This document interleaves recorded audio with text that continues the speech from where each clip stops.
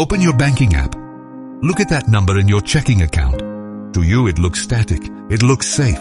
You see a digital vault where your money is resting, waiting for the day you decide to spend it. But I'm going to tell you a secret that the financial industry spends billions to hide. Your money is not sitting in that account. Imagine you walk into your local branch and deposit $1,000 in cash. You walk out feeling secure.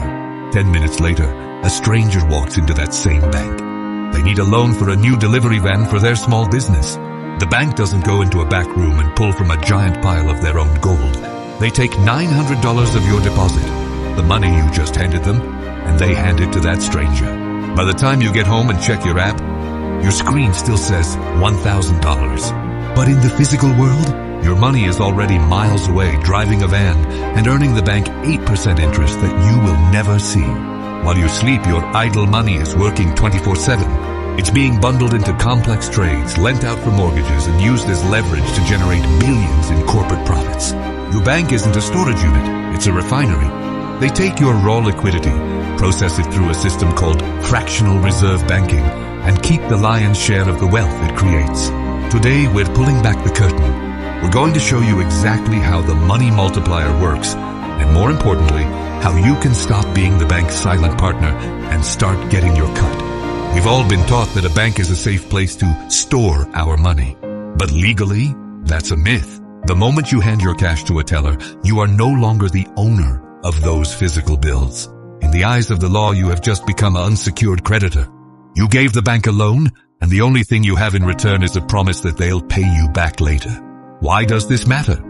Because of one rule that governs the entire global economy.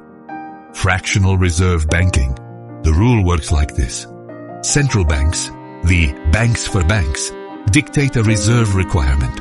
They tell commercial banks exactly how much of your money they actually have to keep in the vault. In many parts of the world, that number is 10%. In some places, like the US in recent years, it's been as low as 0. Think about that. If the requirement is 10% and you deposit $10,000, the bank only has to keep $1,000 in the back. The other $9,000? It's legally cleared for takeoff. Let's watch the money multiplier in action. You deposit $10,000 into Bank A. The bank keeps $1,000 and lends the remaining $9,000 to a guy named Mark to buy a car. Mark pays the car dealership. Now the dealership takes that $9,000 and deposits it into Bank B. Bank B looks at that $9,000, keeps $900, and lends the rest, $8,100, to someone else for a home renovation. Stop right there. Look at the math. You think you have $10,000. The car dealer thinks they have $9,000. The renovator has $8,100 in their pocket. From your original $10,000, the banking system has created over $27,000 of digital wealth. This isn't a glitch. This is the system. They're creating money out of thin air, and they are charging interest on every single fake dollar they created. This system is the engine of modern growth. It's the reason you can get a mortgage or a business loan. But it's built on one thing: trust.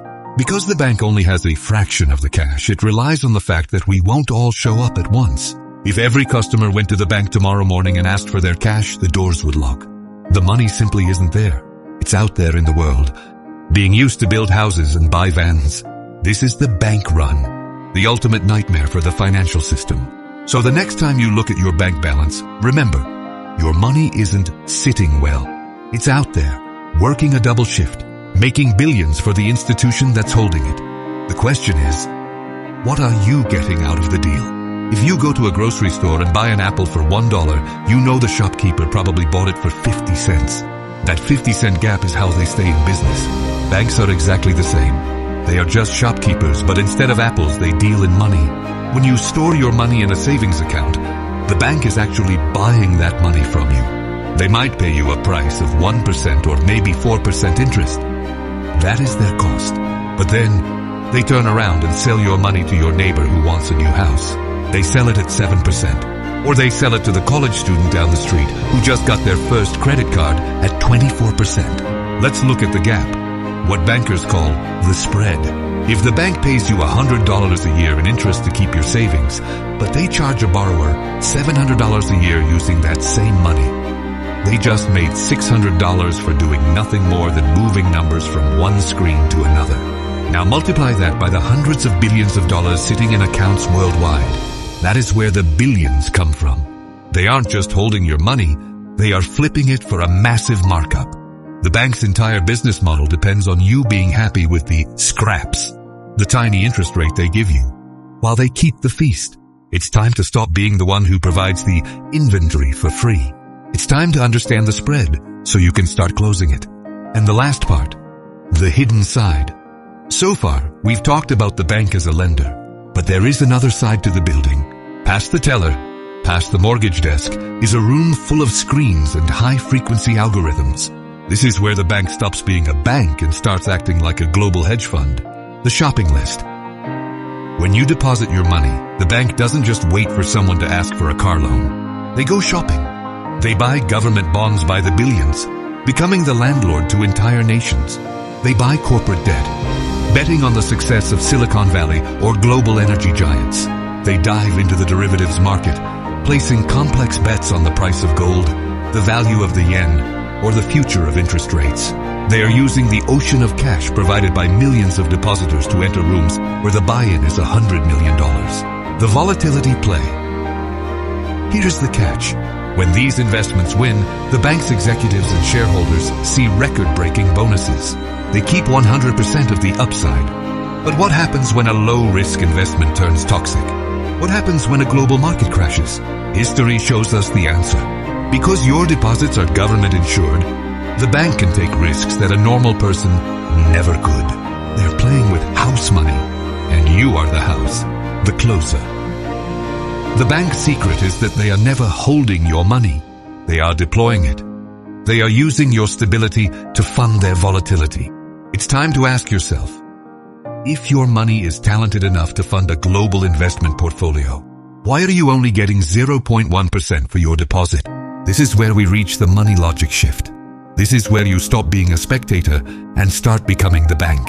The logic is simple. Don't be the bank's cheapest source of labor. If you leave all your wealth in a standard account, you aren't just staying still. You are losing. Inflation is the invisible tax that eats your savings from the inside out, while the bank uses your very own capital to buy the assets that outpace that inflation. They are using your ladder to climb over the wall, leaving you behind. To achieve financial freedom, you have to shift your mindset. You have to stop being the lender at 0% and start being the investor. You need to put your money where the bank puts it. In assets, in diversified markets, and in vehicles where you capture the spread. The system isn't broken. It's working exactly how it was designed. The only question that matters is, who is it working for? If you're ready to stop being the fuel and start being the driver, if you're ready to make the system work for you, hit that subscribe button and join the Money Logic community. Let's stop building their empires and start building yours. I'll see you in the next video.